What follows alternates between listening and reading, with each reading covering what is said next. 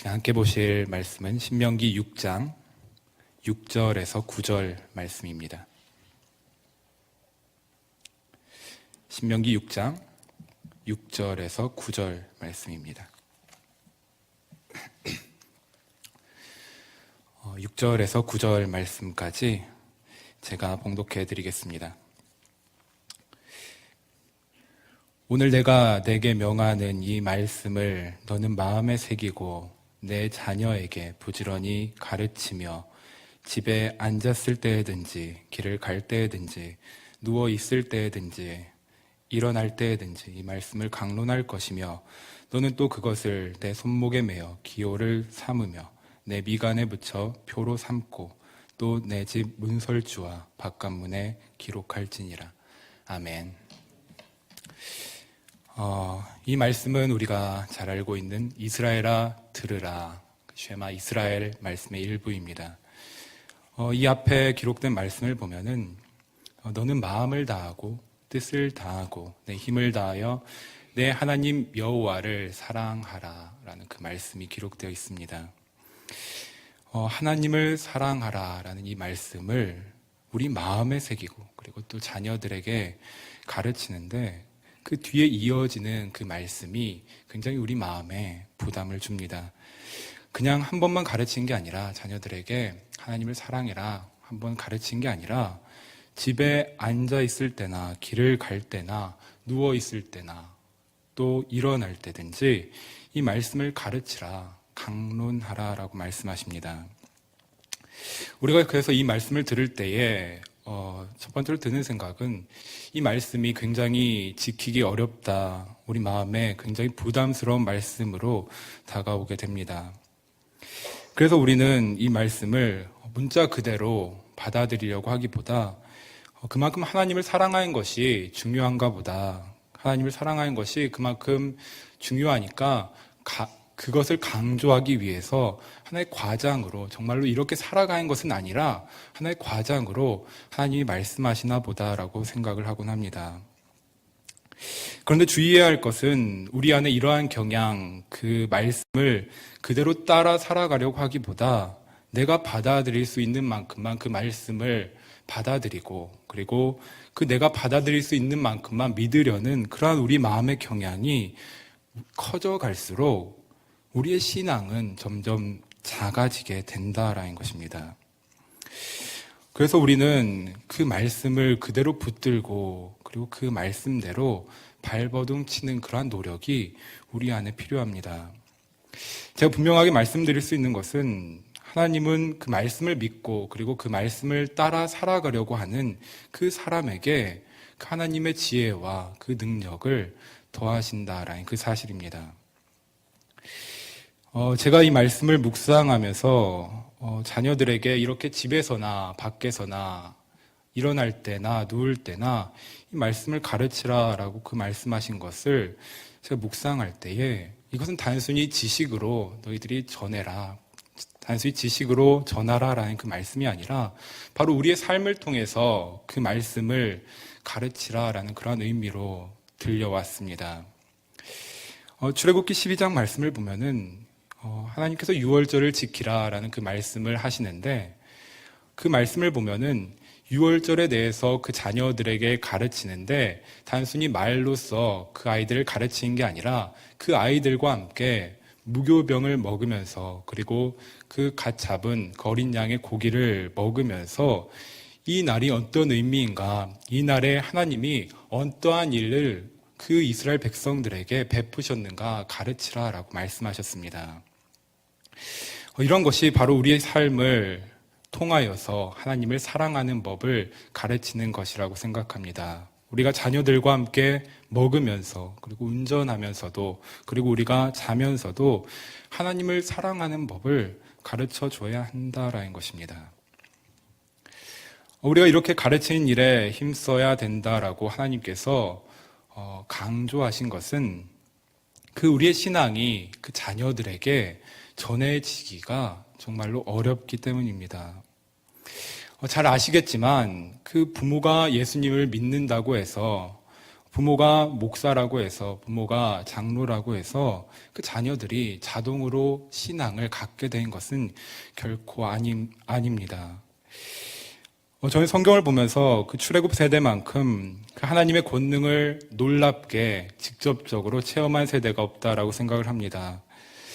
그렇다면은 이 성경을 읽으면서 이 출애굽 세대의 그 신앙이 과연 몇 대까지 지속되었을까?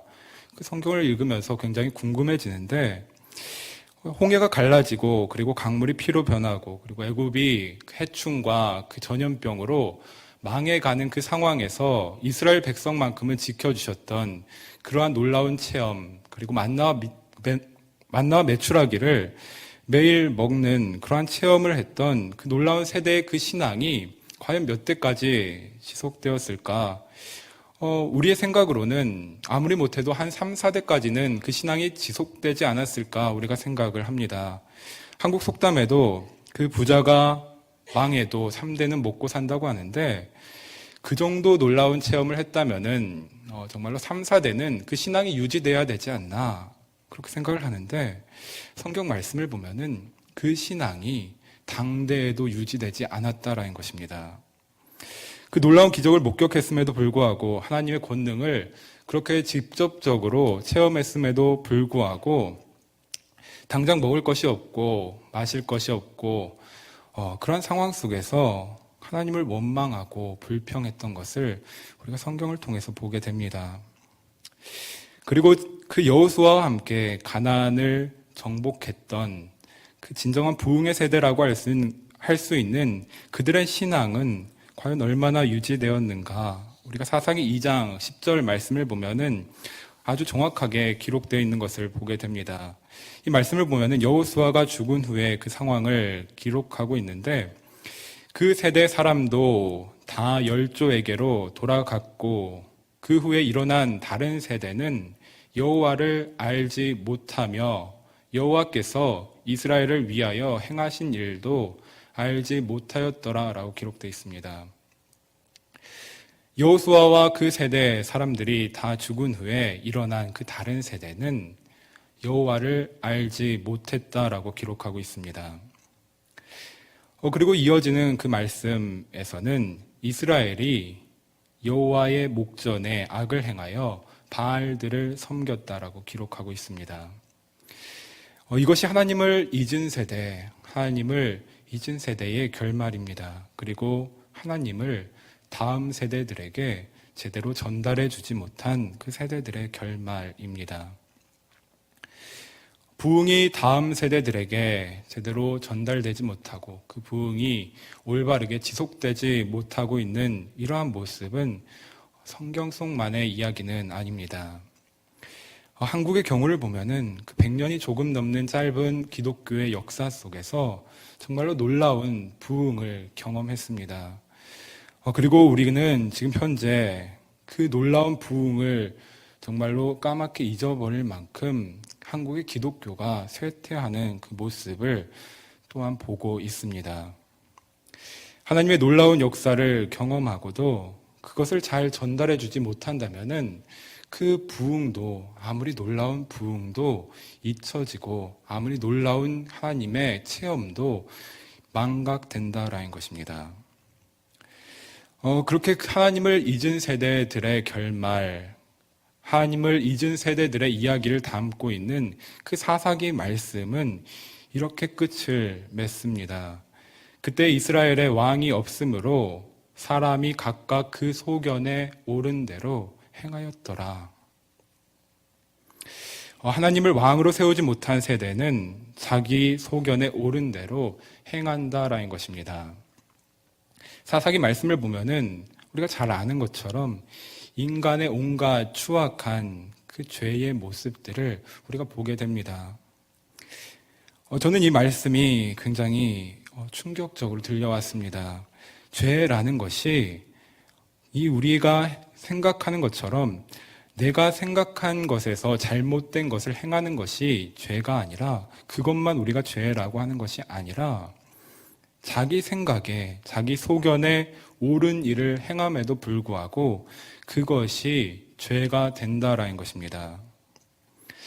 저는 정말로 우리 안에는 이러한 죄가 없기를 간절히 소망합니다.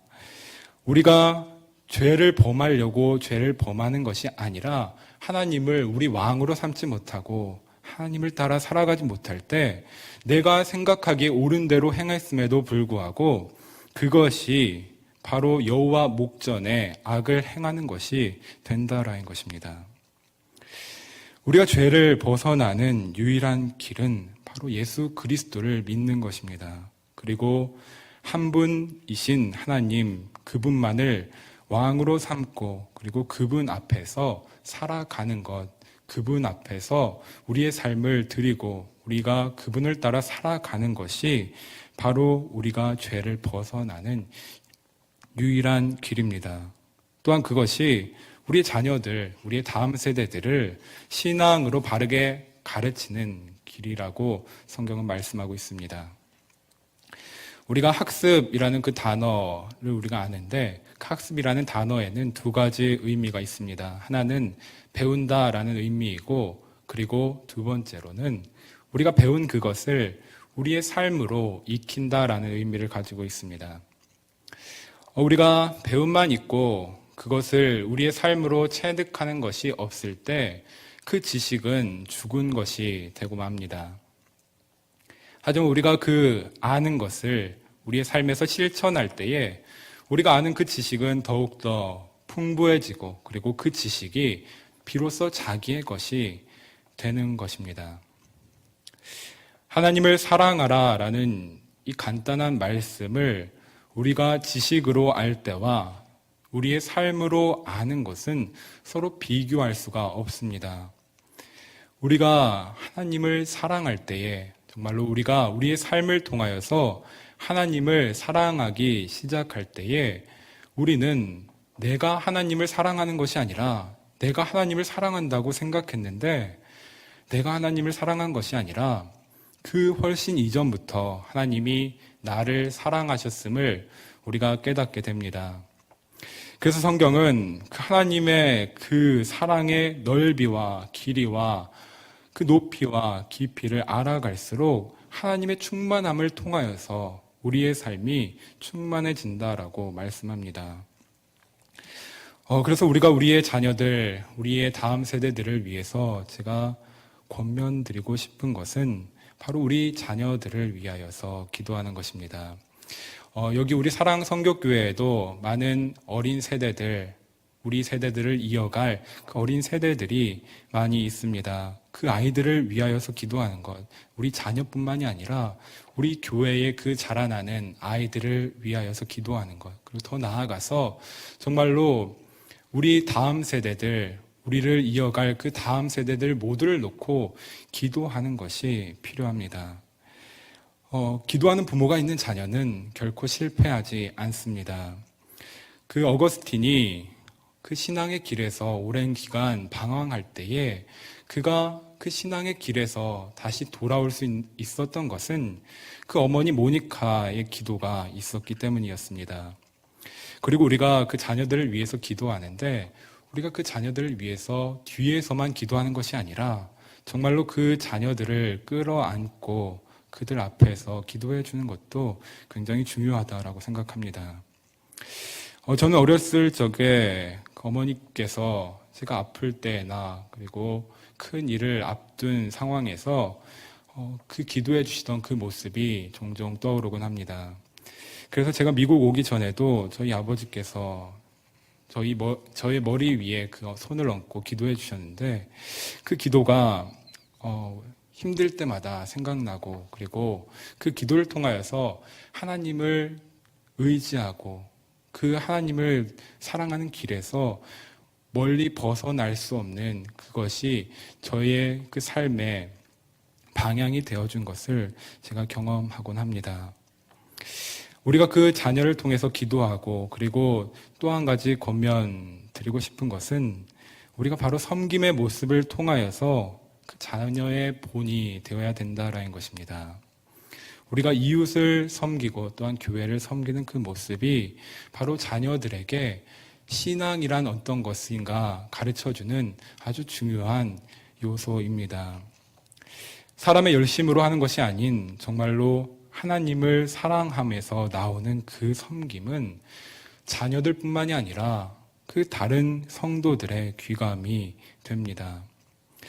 제가 이 사랑성격교회에 와서 정말로 감사한 것은 정말로 그런 사랑의 본이 되는, 사랑의 귀감이 되는 많은 분들이 계시다라는 것입니다.